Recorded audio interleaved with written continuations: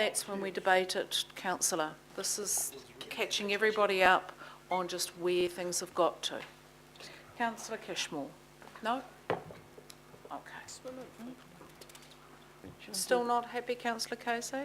Sorry, I'll save my comments for when it's appropriate. Okay. No, that was a perfectly appropriate question. It's just, I think everyone's struggling a bit with the process. All right. That means we can't see it. Okay, last bit.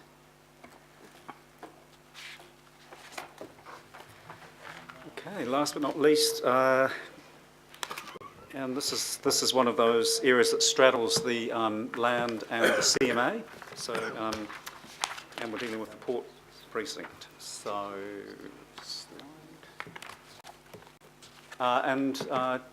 yeah, three particular issues: reclamation, wharfs, and a view shaft from Queen's Wharf.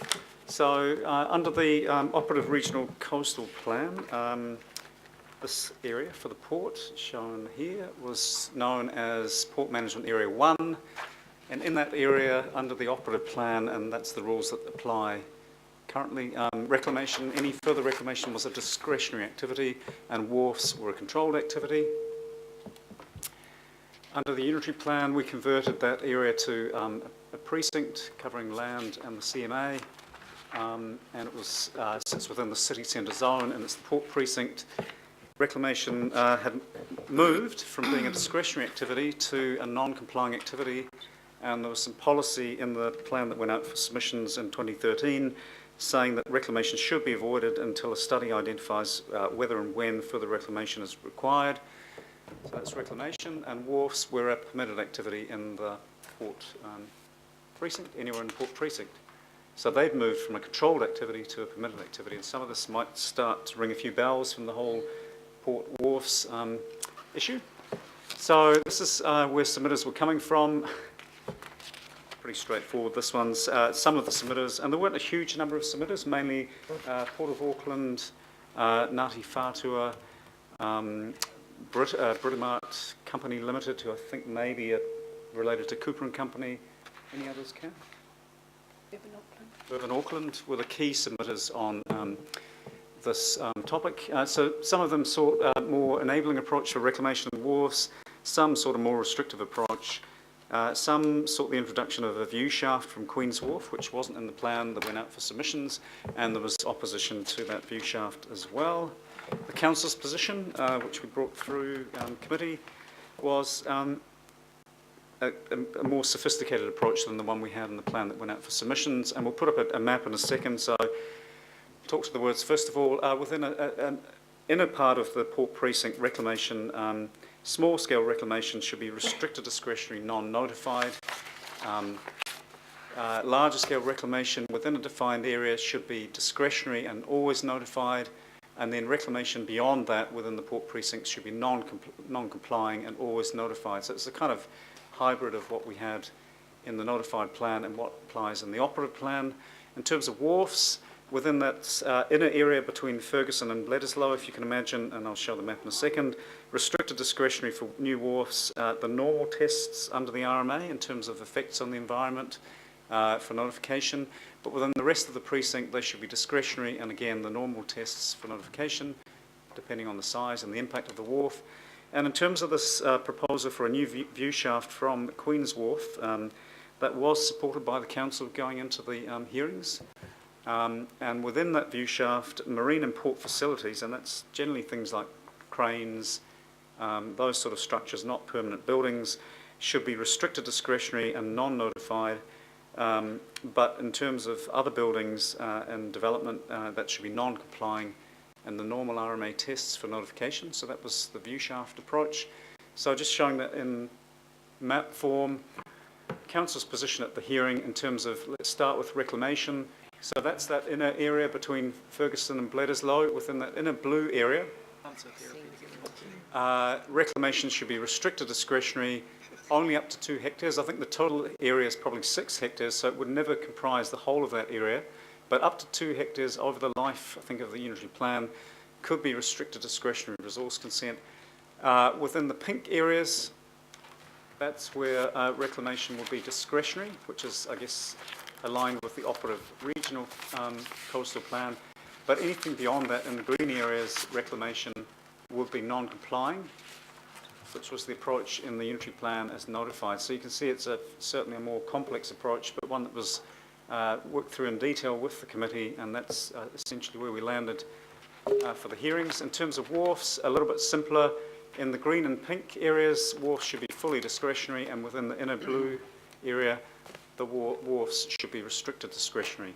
So it's certainly a much tougher approach to wharfs than in the notified plan, which had them as permitted, or the operative regional coastal plan, which had them as a controlled activity, which couldn't be declined.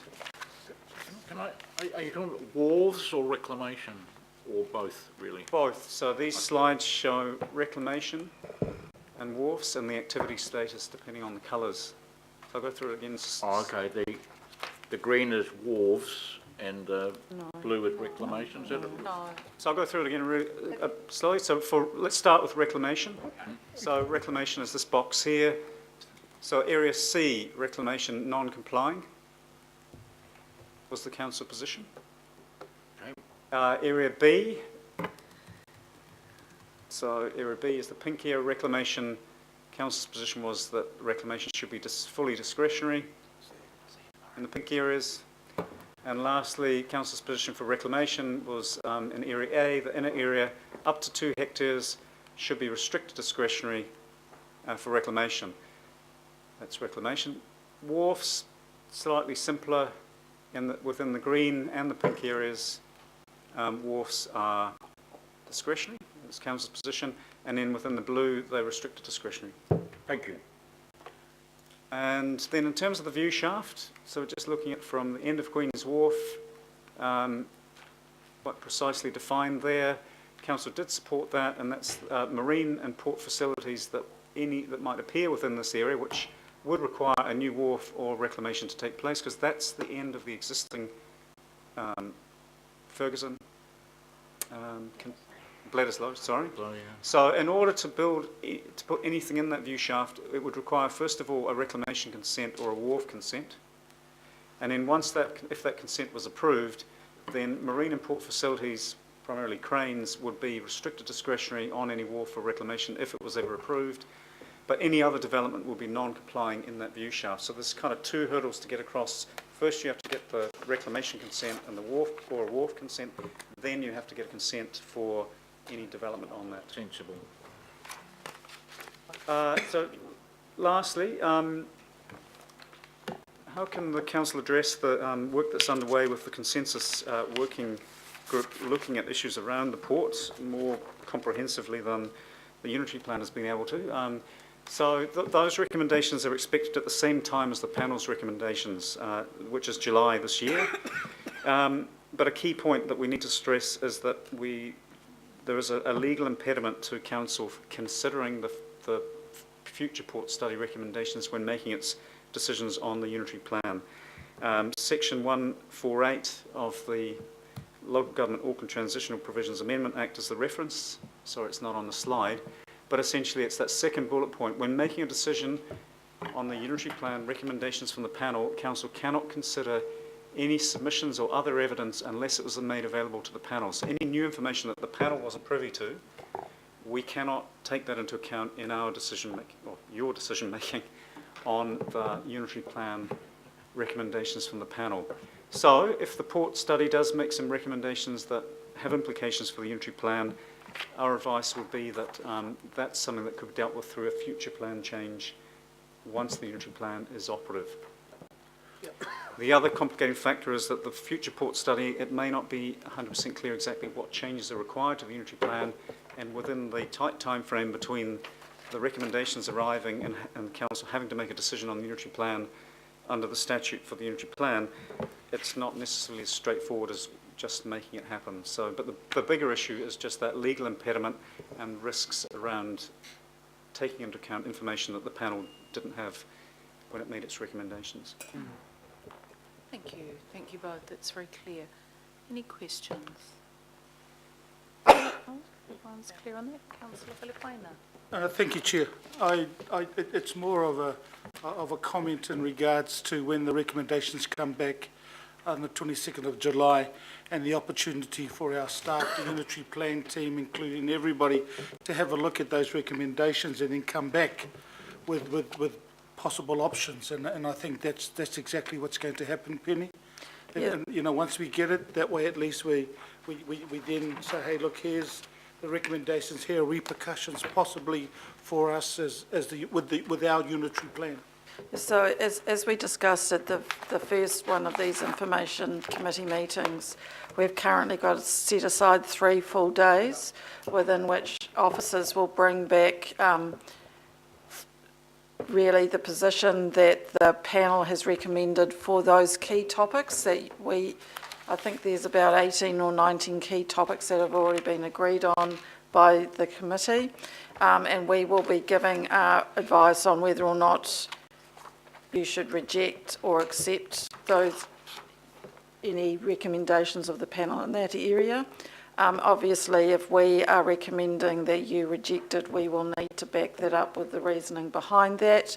But at that time, it will also be, you know, really your ability to tease out some of the evidence and the reasons why we might be also recommending acceptance of those recommendations. I think the other thing, remember what we talked about last time was that John was going to set up drop-in sessions with key senior staff and legal providers, so that once we get the recommendations of the panel, if you want to understand a specific part of those recommendations, or perhaps tease out whether or not there's an opportunity to raise concerns about alternative provisions, then those drop-in sessions are really designed for you to do that on a one-on-one basis.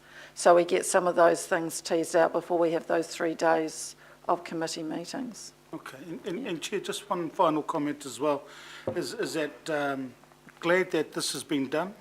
And the reason I say that, it gives the committee an insight in regards to the amount of work that our staff had gone through. And this is only the regional policy statement. I mean, we've still got to work down even further, but it was just the acknowledgement around having an insight as to the long hours and everything else that the staff have done. So thank you, Chair, for bringing this through as an update. Thank you.